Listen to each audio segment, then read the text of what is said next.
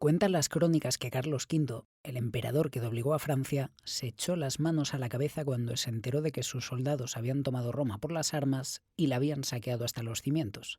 Le afectó tanto que incluso se vistió de luto y envió cartas a todos los príncipes de la cristiandad disculpándose por lo ocurrido. La congoja del que fuera el gran rey de la monarquía hispánica pone de manifiesto el impacto que le provocó aquel negro episodio que habían protagonizado sus tropas. Esta es la historia que nos han contado, la de un ejército bárbaro que asaltó la vieja capital de las legiones sin piedad alguna. La realidad, sin embargo, tiene muchos más grises.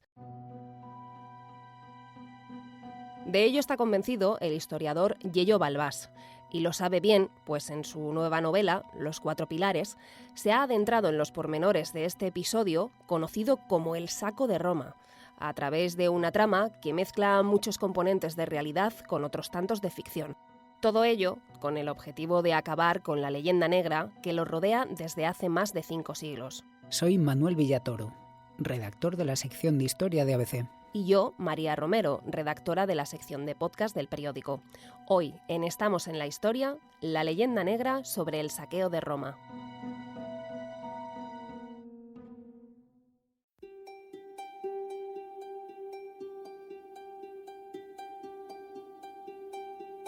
El germen del saco de Roma se fraguó en el primer tercio del siglo XVI. Por aquel entonces, Carlos V bregaba con sus hombres en la vecina Italia contra Francisco I, el monarca galo. Aquella tierra fragmentada se convirtió en un juego de tronos en el que Venecia, Florencia, los estados pontificios y todos los ducados y repúblicas itálicas tenían sus propias ambiciones. Por lo general, cuando Francia o España adquirían cierta supremacía, el resto de actores se aliaba en su contra.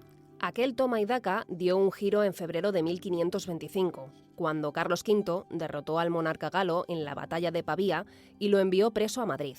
Allí, Francisco I firmó un pacto en el que se comprometía a no intervenir en los futuros conflictos que se sucedieran en Italia y cedía varios territorios a su enemigo. Duro golpe para Francia. Sobre el papel, Pavía otorgó un enorme prestigio al emperador y un largo respiro desde el punto de vista militar. O eso pensó Carlos V durante un año, porque en 1526 una alianza conocida como la Liga de Cognac se propuso plantar cara de nuevo al emperador. Era una coalición formada por los mismos líderes que habían jurado y perjurado ser fieles a la monarquía hispánica, y entre ellos se hallaba el Papa Clemente VII, abrumado ante el aumento de poder del emperador. Francisco de Valois se estaba disputando con Carlos de Habsburgo la hegemonía sobre Italia, en concreto el Ducado de Milán y el Reino de Nápoles. Eran los dos soberanos más poderosos de su tiempo y habían sido rivales antes para obtener la corona del Sacro Imperio Romano Germánico, que a la postre había obtenido Carlos V. Respecto al Papa Clemente, ha pasado a la posteridad como un pontífice caracterizado por su política errática.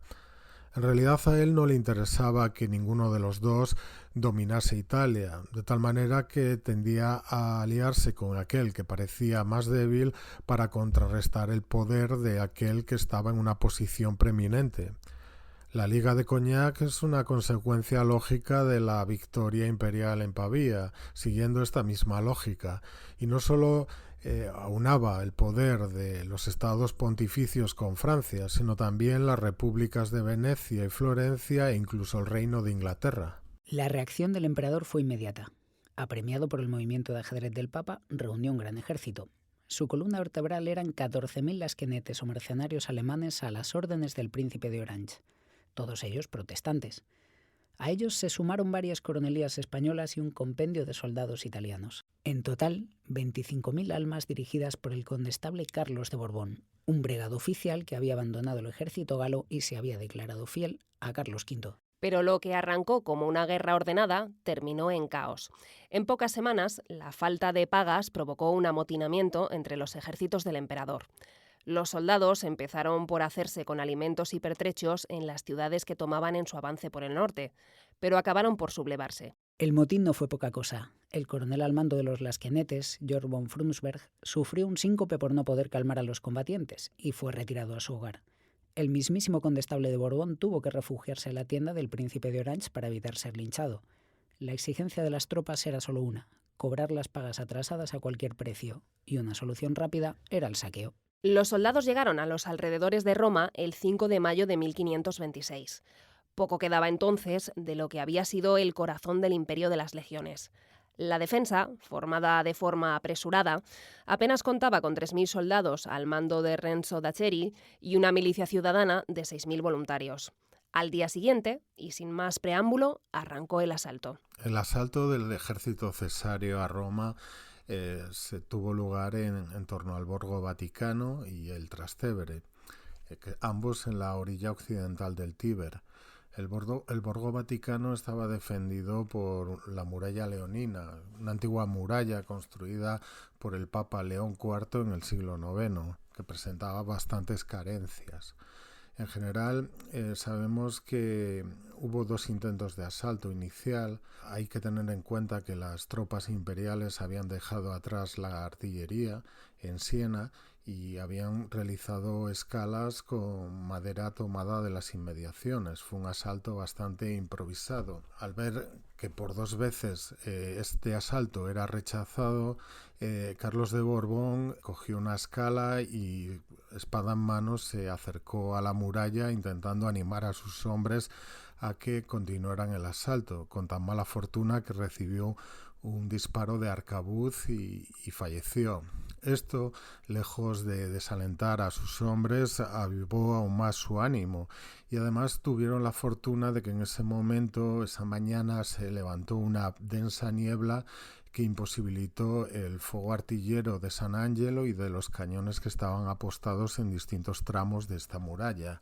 Los testigos son contradictorios, como digo. Algunos dicen que los primeros en adentrarse en el Vaticano fueron los españoles, una compañía que habría entrado por un pequeño portillo, y de ahí, uno tras otro, habían entrado en una bodega, y eso les permitiría haberse desplegado después detrás de la puerta del Santo Espíritu y empezar a sembrar el caos. Otros testimonios aseguran que fueron los lansquenetes alemanes quienes consiguieron expugnar por primera vez la muralla. Tal vez estas 2 acciones ocurrieron de forma simultánea.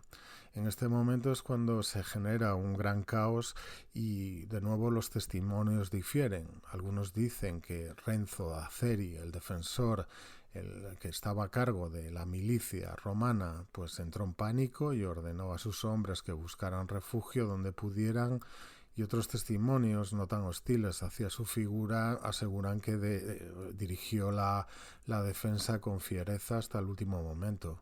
En cualquier caso, se produjo un primer combate contra la Guardia Pontificia, la Guardia Suiza. En este momento el Papa y 13 cardenales estaban rezando en la Basílica de San Pedro, que estaban en obras, porque se estaba construyendo los 4 pilares que sostendrían después la cúpula.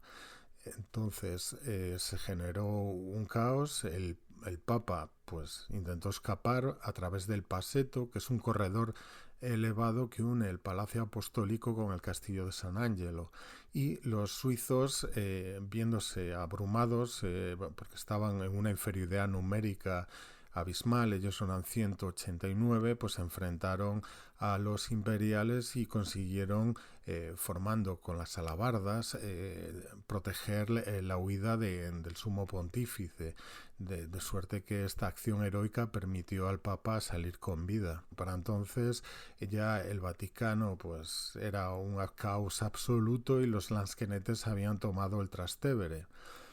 A partir de entonces, aunque las órdenes y las instrucciones de Carlos de Borbón eran de no hacer un saqueo descontrolado, pues esto, debido a la falta de liderazgo, pues se ignoró.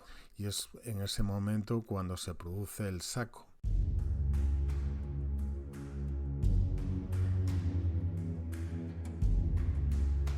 Lo que siguió a la caída de Roma fue una barbarie absoluta. Saqueos, violaciones, homicidios. Fueron días de pillaje en los que la población padeció los desmanes de unos soldados amotinados y hambrientos. Uno de los que mejor ha explicado aquellos días ha sido el investigador Vicente de Cádenas y Vicent, Especialista en la época de los tercios, el experto sostiene que los lasquenetes luteranos, que veían al Papa como un anticristo, se cebaron con los documentos pontificios ocultos en los archivos. El príncipe de Orange, al frente del ejército tras la muerte del condestable Carlos de Borbón, no impidió aquella tropelía. El colmo fue una epidemia de peste que ya se había iniciado ese mismo año. 3 semanas después, Clemente VII se rindió a los imperiales. Fue el canto de cisne de un desastre anunciado. A partir de ahí, arrancó una leyenda negra que también se trata en la obra de Balbás. La imagen de las tropas imperiales, señala el experto, quedó todavía más dañada de lo que ya estaba. Las atrocidades cometidas por el ejército cesáreo en Roma pronto se vieron magnificadas debido al ambiente milenarista que imperaba en Europa. Desde hacía más de una década, infinidad de pensadores y teólogos habían vaticinado la inminente destrucción de Roma, siguiendo una serie de profecías que aparecen en el Apocalipsis de San Juan. De hecho, en el Nuevo Testamento, editado pocos años antes por Martín Lutero, esta escena, la caída de la ramera de Babilonia, recreada con una xilografía que muestra el Vaticano desmoronándose. Asimismo, diversos humanistas vincularon este saco de Roma con el saqueo de Alarico, este rey visigodo, en el año 410, de tal manera que se presentaba una especie de analogía con la caída del Imperio Romano de Occidente.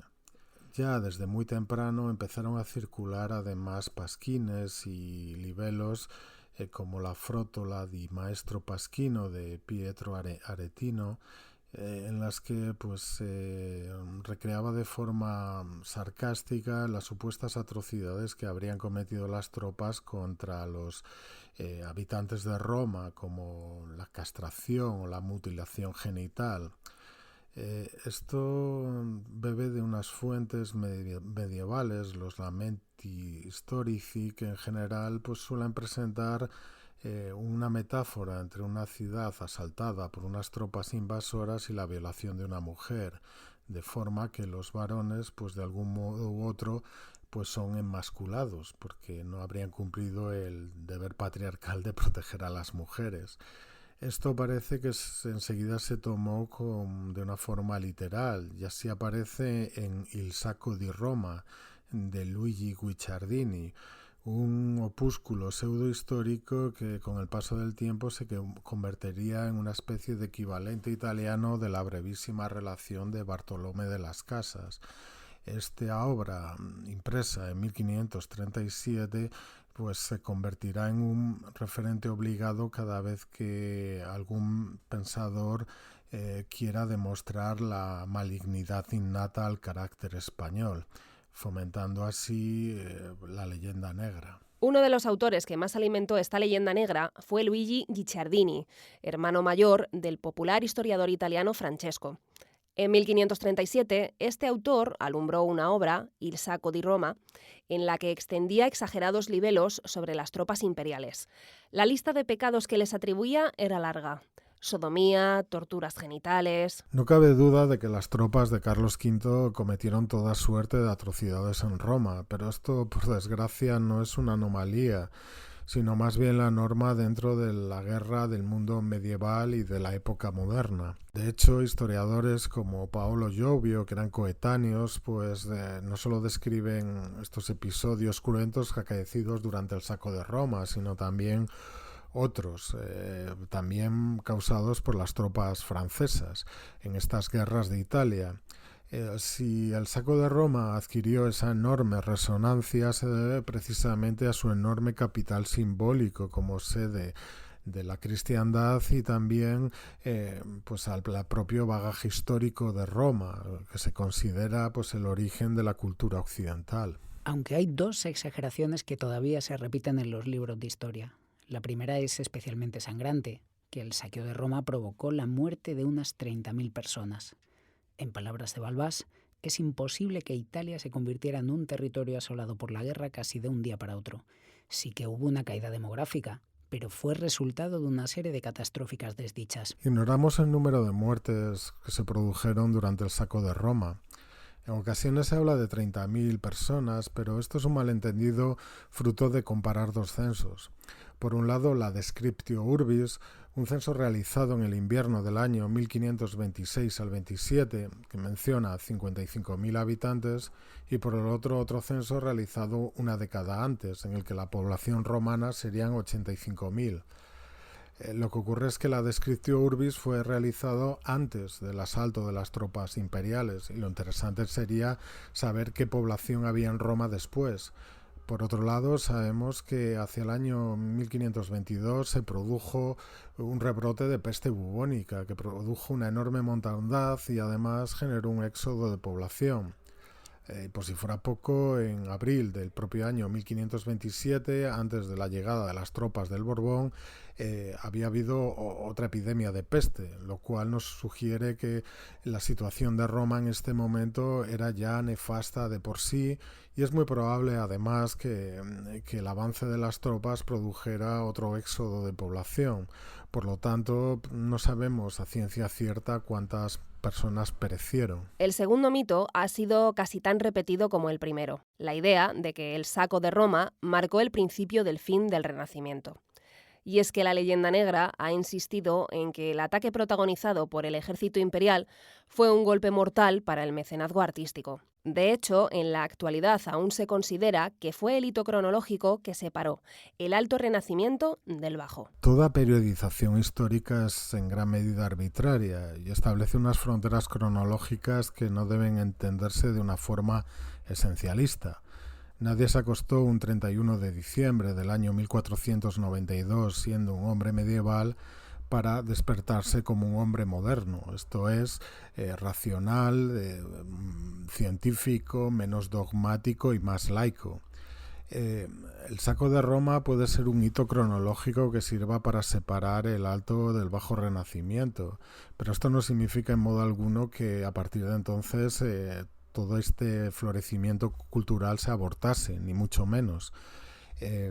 Un especialista como André Chastel, que publicó una investigación sobre las repercusiones culturales del saco de Roma, establece que a partir de esta fecha se produce un éxodo de intelectuales y de artistas romanos que habían florecido bajo el mecenazgo papal y que llevaron consigo el manierismo por toda Italia.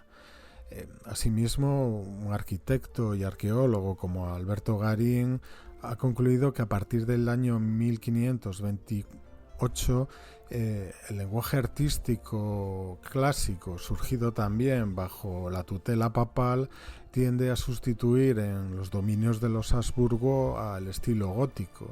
Esto sin duda debe de obedecer a una decisión política del propio Carlos V y a un acercamiento hacia la figura del papado.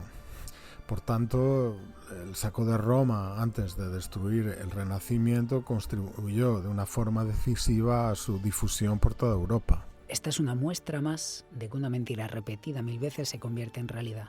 También era la triste máxima de Joseph Goebbels, ministro de propaganda de Adolf Hitler. Por nuestra parte, no queda más que insistir, otras 1000 veces más si fuera necesario, en la verdad.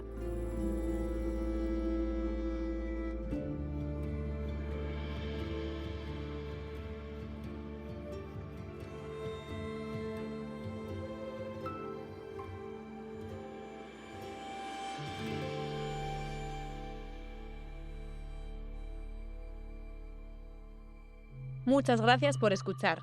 Estamos en la Historia es un programa realizado por Manuel Pérez Villatoro e Israel Viana. Todos sus episodios están disponibles en la web del periódico abc.es y en las plataformas de audio.